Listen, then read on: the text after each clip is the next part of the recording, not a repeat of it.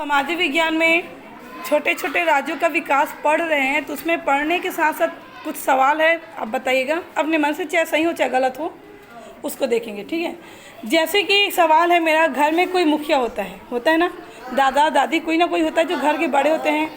दादा दादी अगर नहीं है तो घर के बड़े पापा मम्मी, ऐसे कोई ना कोई तो होते हैं ना, मम्मी पापा ऐसे होते हैं घर के मुखिया। तो अगर घर के जो दादाजी हैं, मान लीजिए अभी मैं ये ली हूँ कि घर के मुखिया के रूप में दादाजी दादी जी हैं, ठीक है। अब अगर वो दमदार है तो वो पूरी फैमिली को आपस में जोड़ कर रखने का कार्य करेंगे कि नहीं करेंगे?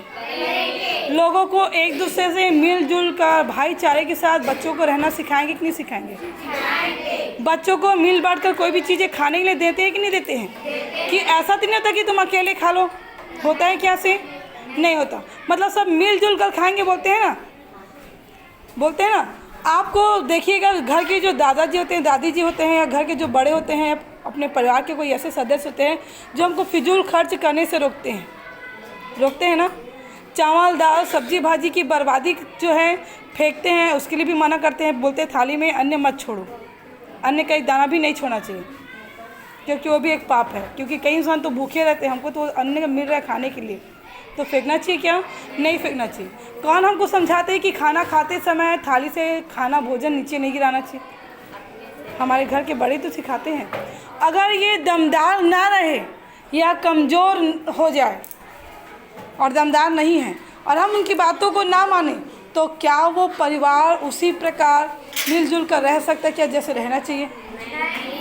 परिवार क्या होगा? टूट जाएगा कि नहीं टूटेगा?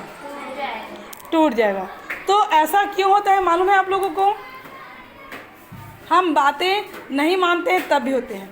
अब हम लोग छोटे छोटे राज्यों का विकास पढ़ रहे हैं, उसमें ये संयुक्त फैमिली और ये छोटी छोटी फैमिली कहाँ से आ गया, ये आप लोग के मन में आ रहा होगा, है ना। तो बहुत पहले ऐसे कई राजा हुए जो राजा बहुत ही वीर हुआ करते थे, बहुत ही शक्तिशाली हुआ करते थे, लेकिन उनके पुत्र जो होते थे वो उतने ताकतवर या बलवान नहीं हो पाए, या कहा जाए उतने शक्तिशाली नहीं हो पाए।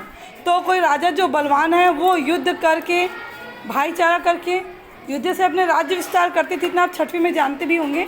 तो युद्ध करके राज्य विस्तार क्या करते थे? बढ़ाते थे।